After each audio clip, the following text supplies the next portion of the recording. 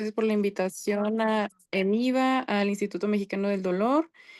Yo soy la doctora Andrea Iraíz Delgado Cueva, soy anestesióloga con alta especialidad en cirugía torácica, en anestesia en cirugía torácica,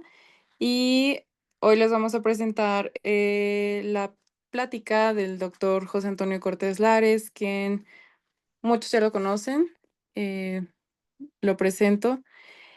Él es anestesiólogo regionalista, es algólogo intervencionista y está certificado por el World Institute of Pain. También es el fundador del Instituto Mexicano del Dolor y hoy nos va a platicar sobre el bloqueo laringotraqueal en broncoscopía flexible.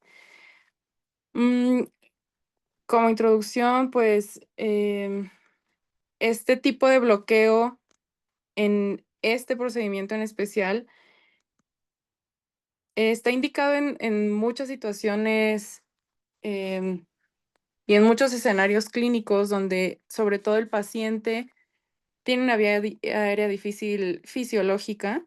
y necesitamos de asegurar la vía aérea sin perder la hemodinamia y estando en un contexto dinámico y en un contexto difícil, con pacientes con masas mediastinales, pacientes con estenosis traqueales a diferentes niveles, subglóticas en el cono, em, pacientes con hipertensión pulmonar. Hay muchos escenarios donde este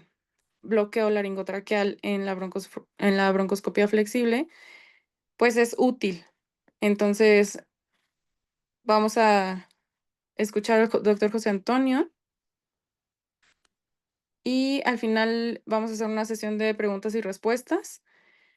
Si tienen algún escenario clínico o alguna otra duda que pudiéramos comentar aquí, pues, bienvenida. Doctor José Antonio. Hola, ¿qué tal? Muchas gracias a todos, muchas gracias por la invitación y por la presentación. Gracias a la doctora Andrea, a todo el equipo de MIVA, en el cual pues ya llevamos bastantito tiempo trabajando juntos y como ya bien comentaron, vamos a revisar de manera superficial las cuestiones de bloqueo laringotraqueal con el objetivo de sentirnos más cómodos con este tipo de bloqueos. Ya muchos de ustedes manejan este tipo de abordaje, muchos otros apenas lo van a conocer, pero lo importante es tratar de homogenizar este tipo de abordaje en el cual no es únicamente para escenarios extremos, sino realmente es una opción terapéutica que nosotros podemos brindar independientemente si estamos o no estamos en el área de anestesiología. Ya conocemos que anestesia regional no es únicamente exclusiva del servicio de anestesia, sino se ha ampliado prácticamente a todas las áreas de hospital. Entonces, pues vamos a revisar este tema de manera rápida, en la cual vamos a ver durante esta charla, pues obviamente introducción, vamos a ver ciertos datos importantes, cómo ha sido una evolución dentro de estas dos áreas importantes de manejo de la vía aérea y también anestesia regional, y cómo en un punto se llegan a fusionar para el beneficio tanto del paciente como nuestro. Obviamente, saber ciertos puntos, conocer el hecho de los beneficios y algunos escenarios clínicos de cómo hemos manejado, pero también ahondar en ciertas definiciones para poder mejorar nuestra comprensión en este aspecto y sentirlo un poco más natural, más allá que forzado este tipo de terapéuticas. Obviamente, si nos atrevemos a tomar un ultrasonido por cualquiera que sea el motivo, ya sea abordaje diagnóstico o diagnóstico terapéutico, abordajes en cuanto únicamente a evaluación. Sí o sí, desafortunadamente debemos de conocer la anatomía y cómo navegar con nuestros traductores, porque si no se pierde el objetivo completo de muchos de los beneficios del ultrasonido. Y obviamente conclusiones. Y no me dejarán mentir muchos de ustedes dentro de nuestro aprendizaje y entrenamiento de vía aérea, muchas veces nos topamos con esos profesores en los cuales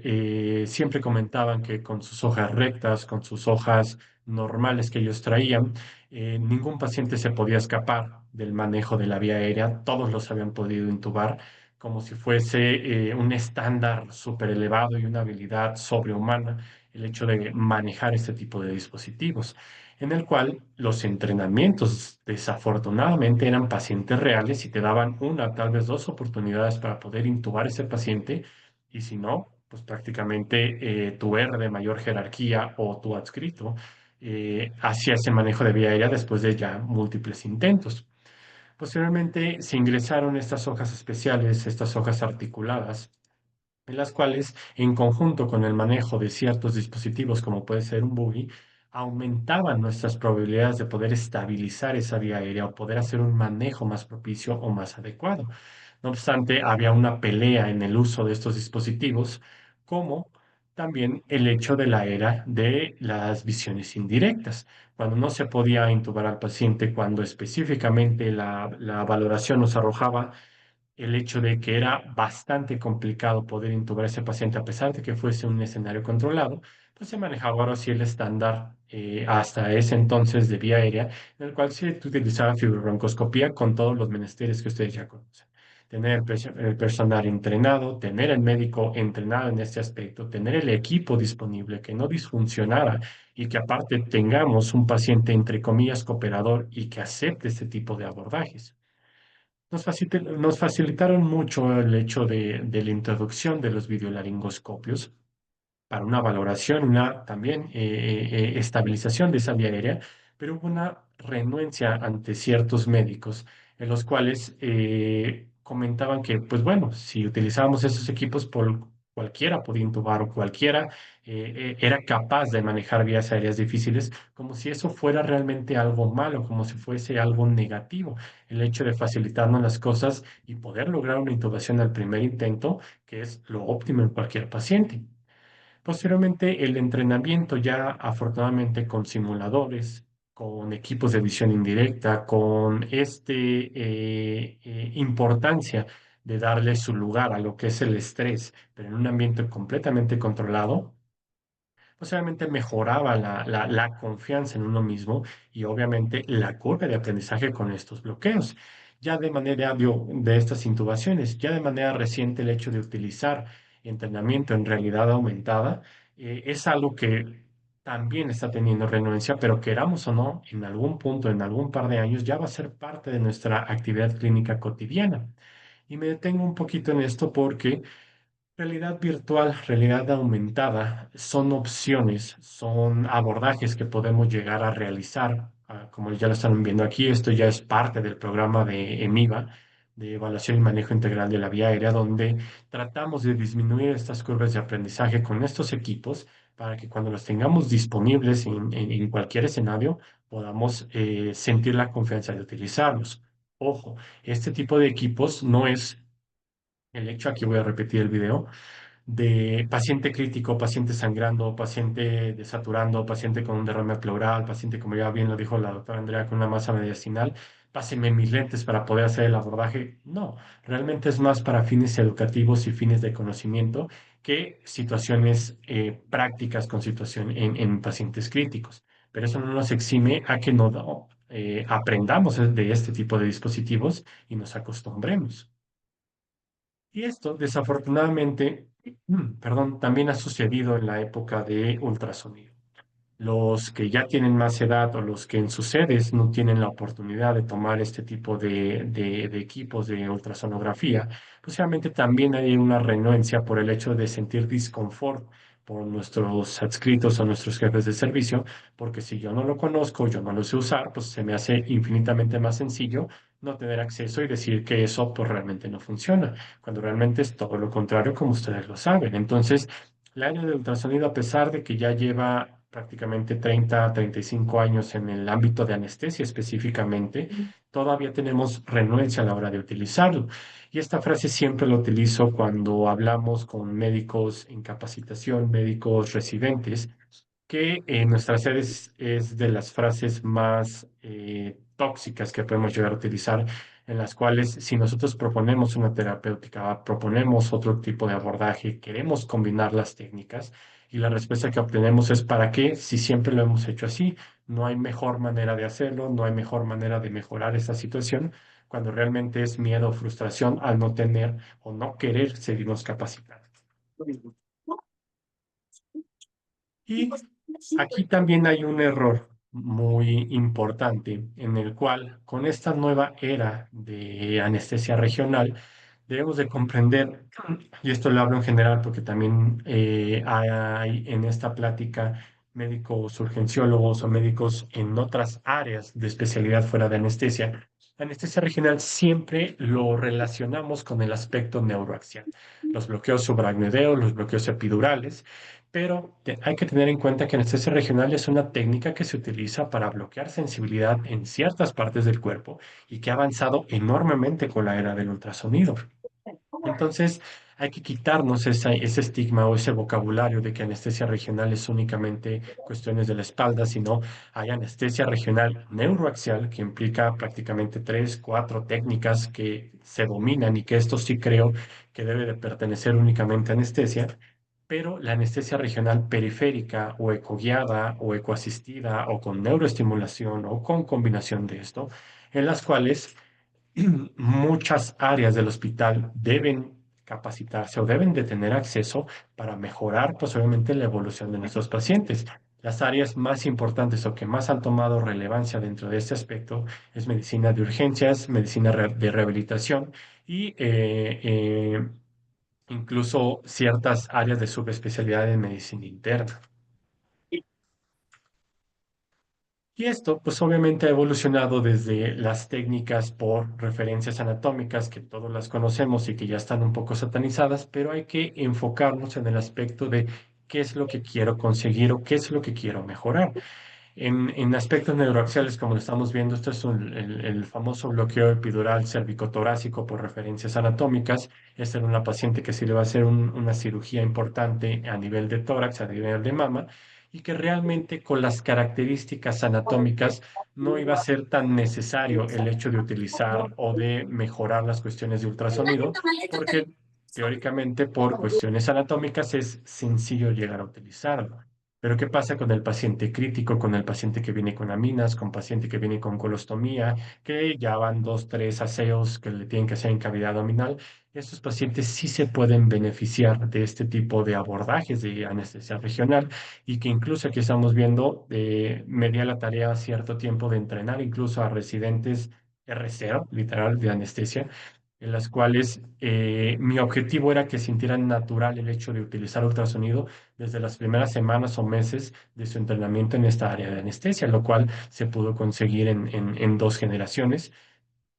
y que debería ya ser un entrenamiento no de alta especialidad, sino de los 3 años que normalmente nos toma capacitarnos en esta área de anestesia.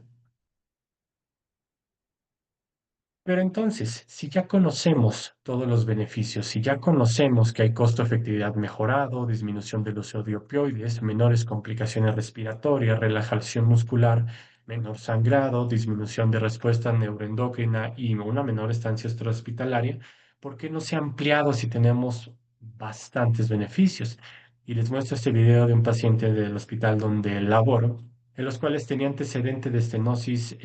subglótica, los cuales no se había podido estabilizar esa vía aérea, había perdido cierto grado de hemodinamia. Afortunadamente se pudo revertir y se pudo mejorar condiciones y reprogramarlo. Y con el abordaje dentro de anestesia regional, cambia completamente nuestra valoración y nuestra forma de pensar para abordar este tipo de pacientes, en los cuales estamos tranquilos, no nos metemos con la hemodinamia del paciente, podemos estabilizar este cuadro o valorar si realmente podemos resolverlo con estos abordajes con fibrobroncoscopía con paciente completamente despierto o si no se puede estabilizar, poder hacer poderlo programar para una traqueostomía, pero en un aspecto completamente controlado, sin poner en riesgo al equipo, sin poner todavía mejor en riesgo al paciente y obviamente generar un estado de confianza dentro de todo el equipo quirúrgico como lo están viendo. A este paciente se le hizo un bloqueo de nervios linguales transoral y aparte, como lo pueden ver, se estuvo administrando la técnica Spray as you go, en la cual vamos instilando lidocaína en toda la mucosa para poder ir avanzando e ir estabilizando esa vía aérea, insisto, sin necesidad de meternos con la hemodinamia del paciente de manera farmacológica intravenosa. Este escenario se pudo concretar de manera satisfactoria sin meter el riesgo al paciente, incluso un paciente bastante cooperador, como lo pueden ver ahí, sin mayor inconveniente. En todo momento pudimos tener una comunicación, tal vez no de circuito cerrado, pero el paciente cooperaba bastante bien. Y el puro hecho de conocer estas técnicas nos puede ayudar a lograr este tipo de beneficios. Y anestesia regional, hablar de seguridad con el aspecto de ultrasonido, con el aspecto de conocer en sí la anatomía, la anatomía relacionada y además conocer las guías terapéuticas y obviamente el ultrasonido mejora enormemente todo lo que es cuestiones de seguridad. Tanto es así que no los estoy invitando o no es con el objetivo de generar controversia y demás, pero es tan segura la anestesia regional que incluso por ciertas circunstancias lo he tenido que hacer en mi propia persona sin apoyo y realmente a lo que voy es de que con una buena valoración, con un buen aprendizaje de todo lo que queremos lograr, se pueden hacer este tipo de abordajes. Insisto, no es una invitación para que lo hagan, no es tan confortable como lo ven, pero son opciones que nos amplían la terapéutica. Pero entonces, ¿por qué anestesia regional y vía aérea si duramos decenios en las cuales podíamos manejar estas vías aéreas difíciles, ya sean anatómicas, fisiológicas o fisiopatológicas, y no había mayor inconveniente? Porque en el aspecto que hemos avanzado en medicina de manera general, se ha aumentado la sobrevida y se ha mejorado la calidad de vida en ciertos pacientes con genopatías, como lo pueden ver en este video. Este tipo de alteraciones de columna cervical tan importantes, más allá de lo que nosotros podemos ver en el hábitus externo, nos puede generar problemas a la hora de nuestro abordaje si no tenemos la noción de lo que estamos haciendo. O los diferentes abordajes que hemos podido realizar en pacientes con traumatismos importantes, como lo pueden ver en este video, una fractura Lefort grado 3, en los cuales una apertura oral mínima, fractura en todas las piezas dentales, una apertura oral asimétrica, y obviamente este paciente tiene que entrar de urgencia para poder estabilizar todo lo que es el macizo facial y mejorar obviamente las condiciones en las cuales incluso se tienen que hacer abordajes submentonianos para ampliar la cavidad oral y que pueda trabajar en el cirujano plástico o el cirujano maxilofacial.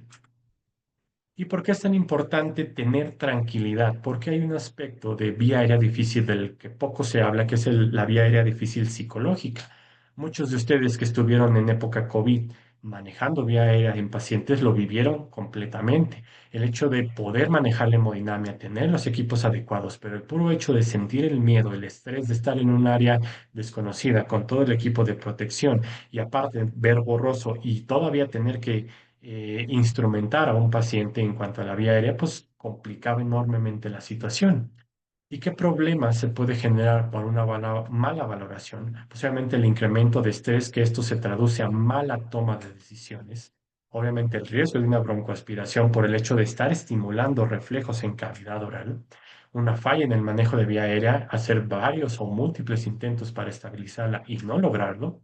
perder el control del escenario clínico, una lesión de vía aérea, ya sea en retrofaringe, ya sea en piezas dentales, ya sea en cualquier estructura que ustedes se puedan imaginar que nos genere sangrado o incapacidad para estabilizarla. Y obviamente nuestras alteraciones hemodinámicas que hace el efecto compatible con fisiología o fisiopatología. Entonces, esta historia ustedes la han vivido, esta historia la han escuchado, han estado presentes, en las cuales por intentar colocar un tubo con una mala valoración, con una mala estabilización previa del paciente, ¿qué es lo que sucede? Pues lo pudiste intubar, sí, ¿a qué intento? No sé, al chorro mil intento, pero el paciente cayó en paro. Pero al final de cuentas lo logré intubar, como si fuese un éxito esa vía aérea por el hecho de sacarlo en paro y haberlo intubado. Cuestiones que, pues obviamente ya no son compatibles con un mínimo estándar de manejo de vía aérea. ¿Y qué es la anestesia regional en vía aérea?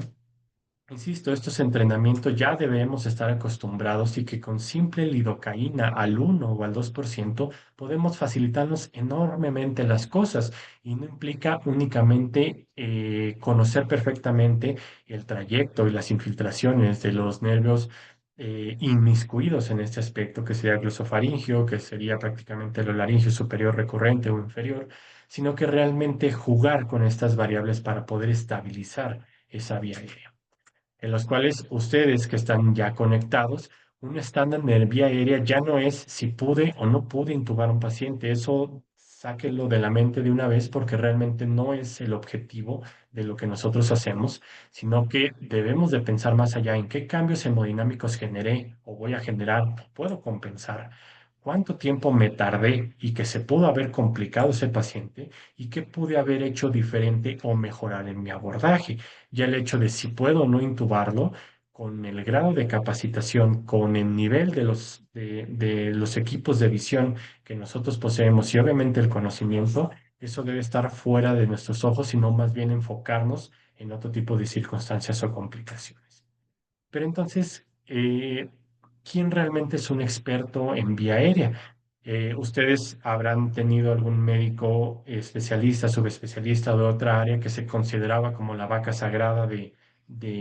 la vía aérea,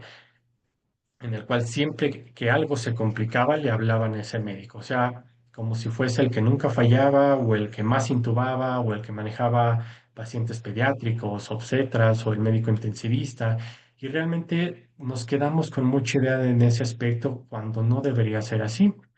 El doctor George Kovac es el que más nos ha dado una definición que se aferra a lo que es un experto de vía aérea, y es aquel médico, no anestesiólogo, es aquel médico que toma las mejores decisiones en escenarios complicados o en condiciones fuera de la práctica habitual. Y siempre hago énfasis en eso porque nosotros, como anestesiólogos, es bien sencillo el hecho de criticar o el hecho de manejar vía aérea dentro de nuestro quirófano. No obstante, si nos sacan de esa área de confort, y nos sacan a urgencias, a un ámbito prehospitalario, a medicina interna, a terapia intensiva, per se complican las cosas porque no estamos bajo un entrenamiento en ese aspecto. Y este es el ejemplo más claro que les puedo dar de esta definición que nos da el doctor Josh Kovac, en las cuales esta paciente es una paciente en la cual estaba ingiriendo cierto alimento, pescado, en las cuales una espina se la degluteó, se la tragó, tuvo lesión en todo lo que es retrofaringe, empezó con accesos de tos, empezó con sangrado, toda la familia se espantó, le llegaron directamente a urgencias para una valoración. Los médicos de primer contacto ya estaban activando código rojo, ya estaban activando,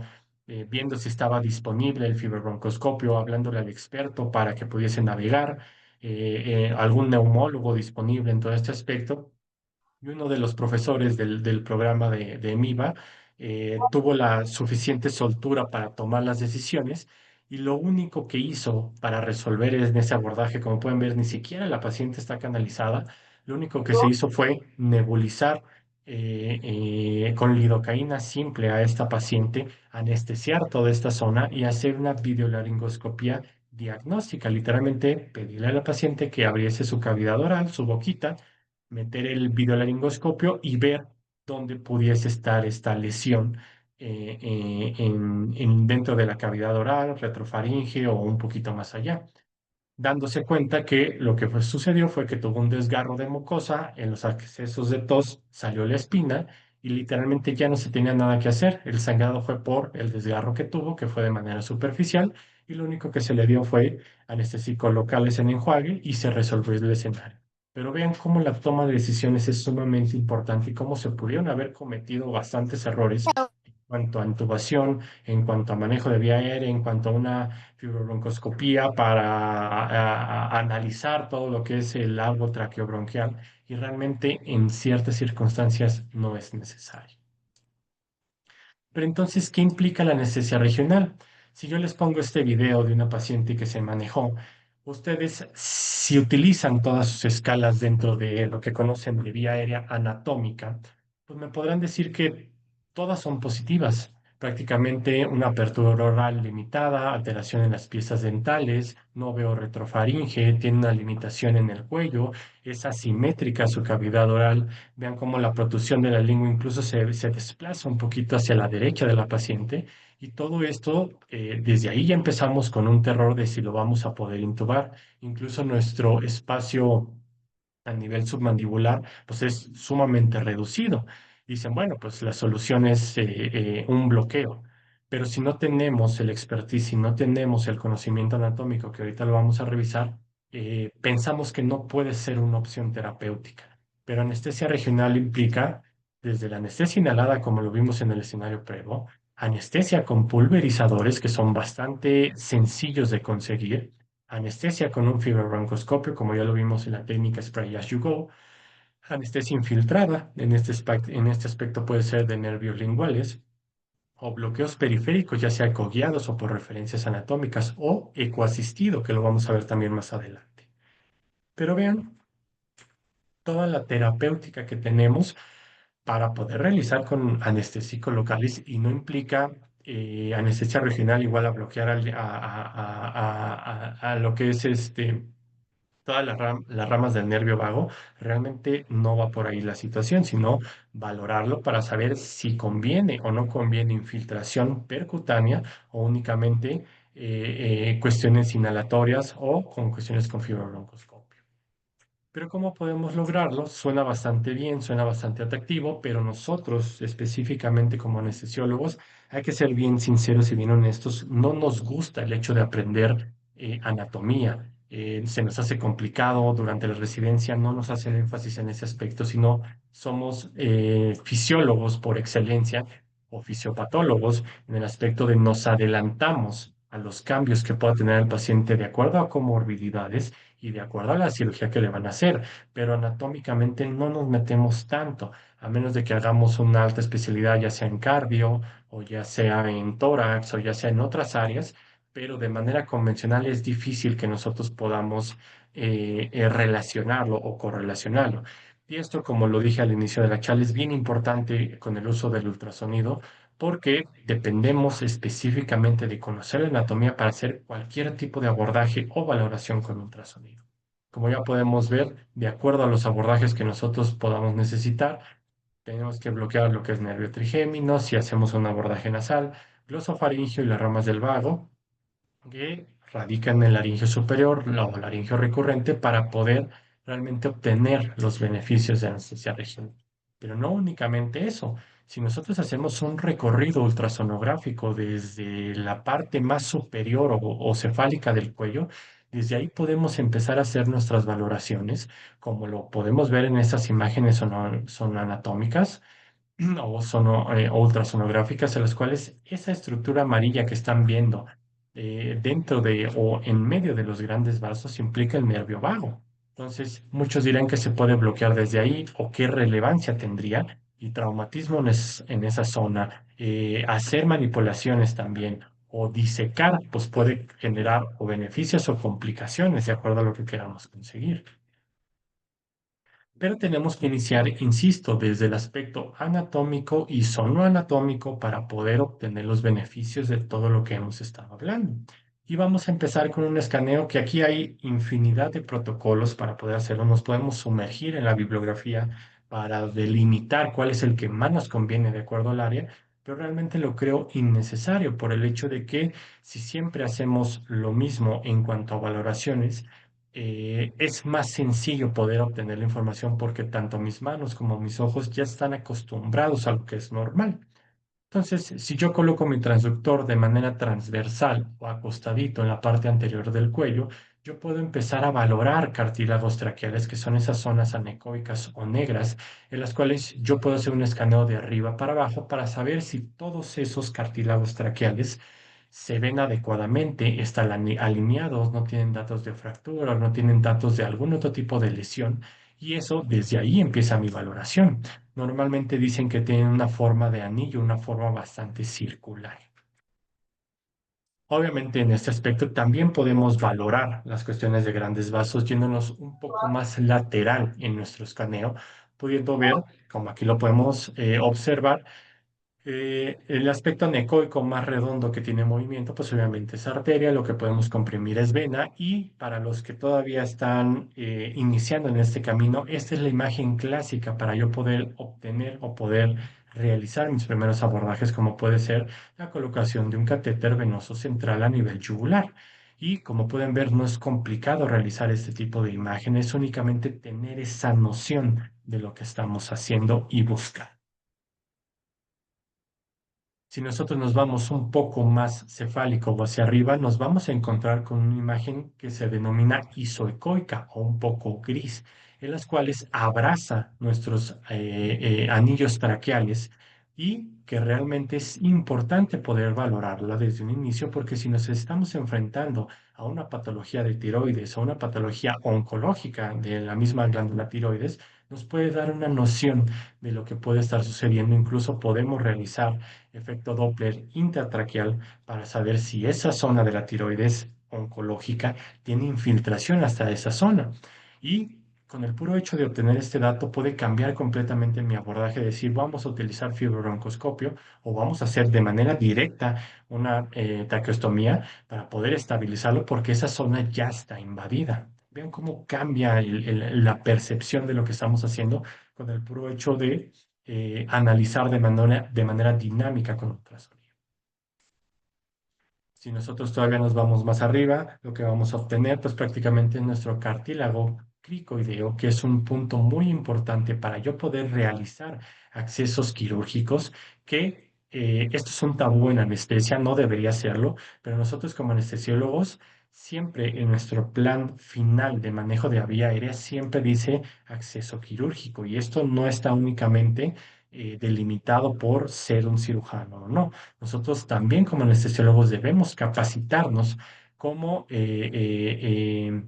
capaces de poder hacer accesos quirúrgicos si el paciente lo amerita en los escenarios de no puedo ventilar, no puedo oxigenar. Y normalmente el cartílago cricoideo se ve como una forma de hebilla un poquito más amplia que los cartílagos, que los anillos traqueales y en forma más, o insisto, con forma de N o en forma de hebilla. Un poco más arriba, pues vamos a tener lo que es la membrana cricotiroidea, que es donde vamos a hacer nuestros accesos tanto para un bloqueo del laringio recurrente o inferior, como ciertos abordajes, como puede ser una intubación retrógrada, que todavía se puede llegar a utilizar en ciertos escenarios.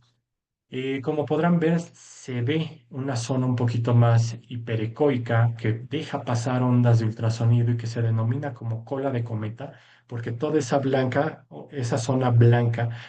atraviesa esa membrana y podemos ver el paso de estas ondas de ultrasonido y fácilmente podemos delimitar esta membrana cricotiroidea. Incluso podemos hacer mediciones para saber exactamente cómo está esa zona exactamente en ese paciente. De manera más cefálica podemos ver el cartílago tiroideo todavía más amplio, todavía más prominente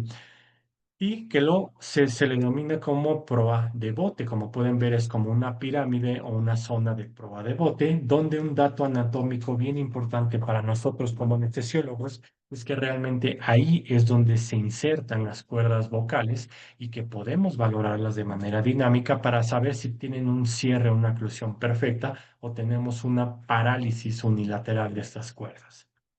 Y obviamente, si vemos un cartílago fracturado, pues difícilmente va a responder farmacológicamente intravenoso ese paciente. Vamos a tener que hacer de primera instancia un manejo quirúrgico.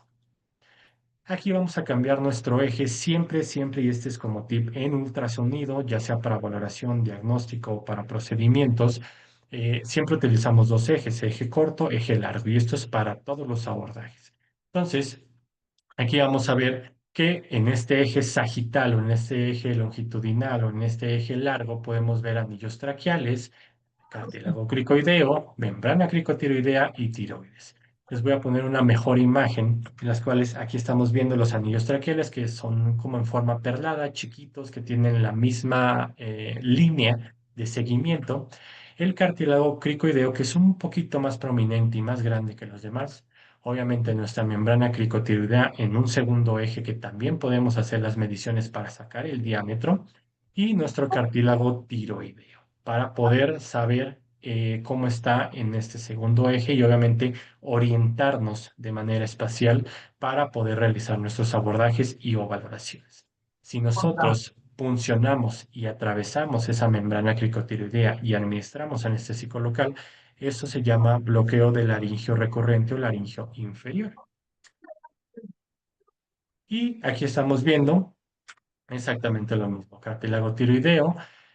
Un poco más arriba, si tenemos un hueso hioides y un cartílago tiroideo, y la membrana que los une, pues obviamente va a tener el nombre de estas dos, que es membrana tiroidea. Y esto aquí tengo que hacer un paréntesis bien importante por el aspecto de ultrasonido. Como lo pueden ver, a pesar de que sería considerado un bloqueo convencional, porque estamos bloqueando una rama nerviosa que podemos ver, en el 99% de las veces no vamos a ver esta estructura nerviosa. Nos vamos a basar en estructuras tendinosas y en estructuras musculares para poder navegar. Aquí pueden ver una imagen bien clara de cómo se comporta el nervio laringio superior, cómo se adosa o cómo pasa muy cerca de lo que es el hueso yoides, muy cercano a lo que es el cuerno posterior del yoides y obviamente de nuestro cartílago tiroideo, cómo atraviesa esta membrana tiroidea. Y esto es importante para nosotros porque dentro de ultrasonido podemos hacer dos abordajes que se llama ecoguiado y el otro es ecoasistido. Muchos médicos consideran que es igual, que es muy similar o que son incluso sinónimos, pero realmente no es así. Un aspecto ecoasistido implica hacer la valoración que acabamos de ver en diapositivas previas, conocer la anatomía y la anatomía de ese paciente, poder hacer mediciones e incluso como lo están viendo en esta imagen de Nisora, que es la Escuela de Nueva York de Anestesia Regional, poder hacer un marcaje para ya tener esa noción y una vez que yo tengo mi marcaje, una vez que yo conozco la anatomía y la anatomía de ese paciente, yo puedo quitar mi ultrasonido y hacer mi abordaje con ese marcaje que ya hice para hacer las infiltraciones, como lo pueden ver aquí en una membrana cricotiroidea de mayor comodidad y confort. Y eso es ecoasistido. Yo estoy utilizando esta herramienta para conocer específicamente la anatomía de ese paciente. No obstante, la segunda técnica es la técnica eco-guiada, en la cual yo necesito tener un poco más de habilidad porque necesito alinear mi transductor con mis manos, con mi ojo y aparte hacer la infiltración, como lo pueden ver aquí. Entonces, en este tipo de abordajes, yo tengo que conocer, yo tengo que aprender a navegar para poder saber dónde está mi aguja, dónde estoy colocando mi anestésico local y poder hacer mi abordaje completo, pero en este tipo de escenarios ecoguiados yo estoy haciendo mi procedimiento y utilizando mi ultrasonido en todo mi abordaje. ¿Qué es lo que vamos a poder ver? Y creo que esta es de las partes más importantes que se quieren llevar a conocer. ¿Cómo puedo hacer mi abordaje de laringios superiores con ultrasonido? Voy a hacer un eje parasagital en las cuales yo puedo ver músculo tiroideo, puedo ver músculo homoyoideo, puedo ver mi músculo esternoyoideo y obviamente mi membrana tiroidea, como ya lo vimos, y el hueso yoides. Mi objetivo al llegar con mi aguja, ya sea en plano, o sea, viendo todo el trayecto de mi aguja o fuera de plano, que es más cómodo pero implica más habilidad, mi objetivo o mi target va a ser llegar aquí, que ustedes lo pueden ya relacionar con lo que hemos estado viendo de anatomía, son anatomía. Yo puedo quedar por encima de la membrana tiroidea o un poquito abajo, atravesando la membrana para realizar este bloqueo, porque ya vimos que literalmente el laringio superior atraviesa y perfora esta membrana tiroidea y discurre hacia las estructuras anatómicas por debajo del anillo glótico. Entonces, eh, no hay mucha diferencia ultrasonográficamente si yo coloco mi anestésico local por encima de esta membrana o atravesándola. El efecto va a ser el mismo. Y como ya les comenté, yo puedo hacer mi abordaje en plano o fuera de plano para poder bloquear, obviamente de manera bilateral, que es como se debe de hacer. Aquí vemos un video de cómo se verían las estructuras. A veces es complicado ver estas tres estructuras musculares, pero con que yo vea esta masa muscular y por debajo la membrana tiroidea, como lo estamos viendo en este video, que ahorita lo vamos a reproducir, se puede con mucha seguridad hacer este tipo de bloqueos. En los cuales vean, esto es un abordaje fuera de plano. Yo únicamente me estoy basando en el movimiento y en la infiltración de cierto medicamento, no más de 1 mililitro. Vean cómo es la navegación. Y una vez llegando al sitio, incluso se siente un plop. Y el administrar mi anestésico local, que normalmente se utiliza de 2 a 3 mililitros, si se utiliza un anestésico de corta duración, en este caso lidocaína simple, es más que suficiente para poder bloquear este nervio laringio superior. Y este escenario fue, o este abordaje más bien fue el realizado en esta paciente que tenía todas las comorbilidades. Aquí estamos viendo una paciente ya con una fotografía lateral en las cuales ella tenía una inestabilidad tanto occipital que generaba disestesias, que generaba prácticamente todo el componente de una lesión medular sin serlo formalmente, sino por los cambios de posición en la cabeza. Ella tenía un antecedente de que ya se había intentado intubar en varias ocasiones por expertos en fibrobroncoscopía y que nunca se logró, causando inestabilidad del paciente, causando hipoxia, y para poder resolver el escenario se tuvo que hacer traqueostomía. En un segundo evento, prácticamente un año después, empezó con alteraciones en cuerpos vertebrales, se tuvo que volver a ingresar a quirófano y imagínense ya el estrés con estos antecedentes. El experto de fibrobroncoscopía no la pudo intubar, esta paciente ya le habían hecho tráqueos, se la habían retirado y tiene que entrar nuevamente a quirófano. Muchos se hubieran dicho, ¿sabes qué? Pues mejor vuelve a poner la tráqueos para evitarnos de problemas y asegurar esa vía aérea. Pero si yo ya conozco todos estos abordajes, yo conozco que el ultrasonido no es únicamente para bloquear nervios, sino para una valoración dinámica y demás, una de las mejores decisiones que se pudo realizar, pues es nebulización con anestésico local para bloquear lo que es retrofaringe, cuestiones nasales y el glosofaringio, colocar un bloqueo del laringio tanto superior como recurrente y con toda la calma del mundo, con toda la seguridad, con no meternos con la hemodinamia del paciente y pudiendo valorar si es que tenía una estenosis o no. Se pudo realizar este manejo de vía aérea, se pudo realizar esta intubación sin mayor inconveniente y asegurándonos que en todo momento la paciente estuviese en óptimas condiciones. ¿Cuáles van a ser las conclusiones para no ser tan técnico en este tipo de pláticas? El ultrasonido es una herramienta más dentro de todo nuestro arsenal que conocemos, no es ni mejor ni peor, es una herramienta más. Sí se necesita una curva de aprendizaje para obtener los beneficios, pero esto es constante práctica. Entre más lo lleguen a utilizar, entre más realicen sus abordajes, independientemente si es algo satisfactorio o no, van a obtener aprendizaje para poder seguir utilizando estas herramientas. No significa que si falló un bloqueo ya no voy a volver a utilizar un ultrasonido. Ese es de los peores errores que pueden hacer. Como ya lo vieron, el hecho de la anatomía es importante conocerla para evitar complicaciones, para saber hasta dónde podemos elongar nuestros procedimientos y poder navegar con mayor seguridad. Y obviamente el hecho de conocer más abordajes, el conocer las valoraciones que hacemos, el cómo podemos ayudar a ese paciente con el puro hecho de obtener información de él de manera anatómica o de manera fisiológica, nos va a otorgar un abanico de posibilidades muchísimo más amplio del que normalmente manejamos. Como pueden ver, aquí se puede realizar este abordaje en menos de un minuto, conociendo todos este tipo de variables y es sumamente sencillo y, insisto, con mucha confianza se pueden ingresar y se puede estabilizar escenarios que antes se creían imposibles. Espero les haya gustado. Si hay alguna duda, comentario, tenemos todavía creo que 10 minutos para poderla resolver y realmente agradezco su participación, agradezco el hecho de que se hayan podido conectar para poder compartir un poco más dentro de esta área. Muchísimas gracias. Gracias, doctor Cortés, por su excelente plática. Si tienen alguna duda o comentario